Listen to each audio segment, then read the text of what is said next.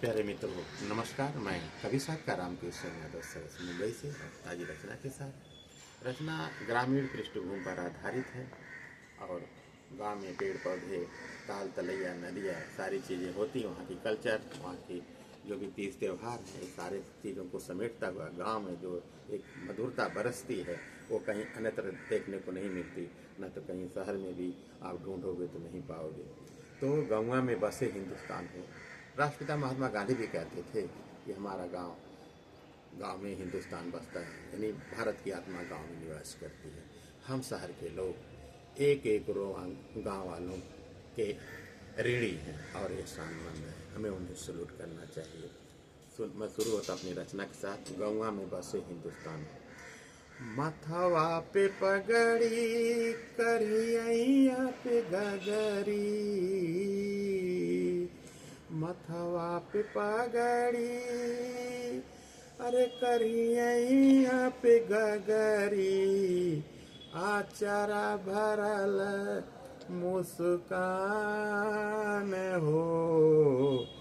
हे गोरी, गौआ में बसे हिंदुस्तान हो। कि हे गोरी, गौआ में बसे हिंदुस्तान हो। कि हे गोरी, गौआ में बसेला किसान। सवनवा में झूलली हो झूला, सवनवा में झूलली, फगुनवा रंगौली, सवनवा में झूलली, फगुनवा रंगौली, अरे माटी का तिलकी माथे लगौली, बोई के जोन्हरिया हो, बोई के जोन्हरिया, खेतवा के बीचवा, अरे गाड़ी ला जाके मचान हो। हे गोरी, गौआ में बसे हिंदुस्तान हो।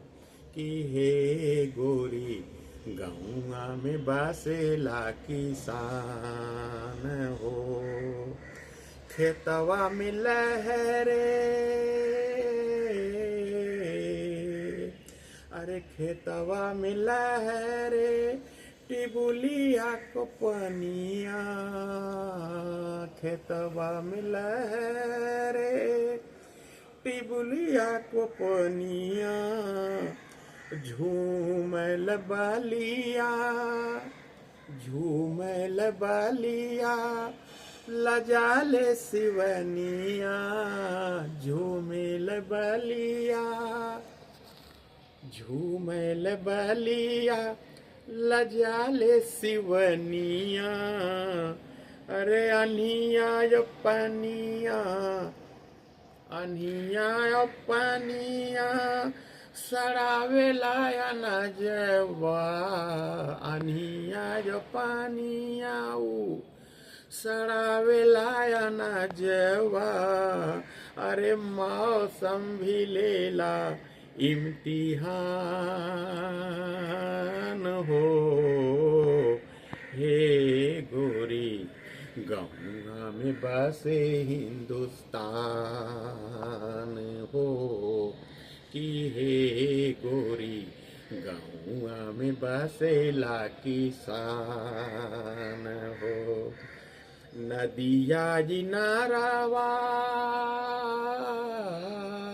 हो, नदिया जिनारावा, पोखरा पोखरिया, नदिया जिनारावा, पोखरा पोखरिया, अरे गम कैल गाँवा के बासंती हवैया, अरे गम कैल गाँवा के बासंती हवैया, रतिया के चनवा चदनिया के संगवा रतिया कचनावा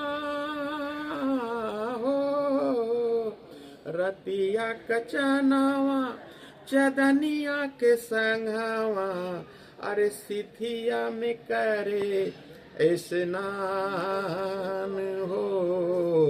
हे गोरी कि हे गोरी गौआ में बसे हिंदुस्तान हो, कि हे गोरी गौआ में बसे हिंदुस्तान हो, कि हे गोरी गौआ में बसेला किसान हो। अरे सतुआ पे राम के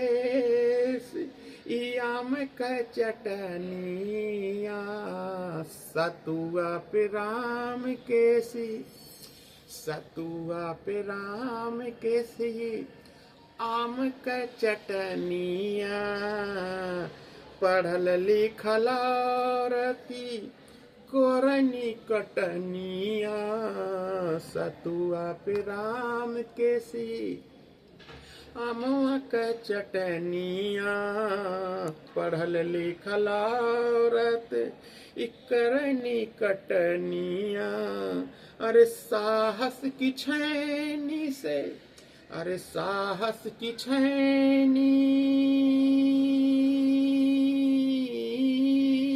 हो, साहस की छैनी से ई बनौल स्वर्गवा, साहस की छैनी से बनौल स्वर्गवा।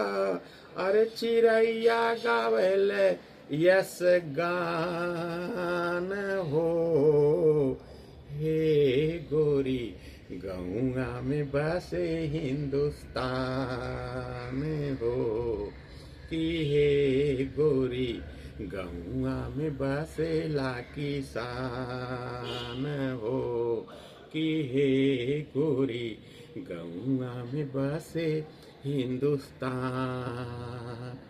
जय हिंद।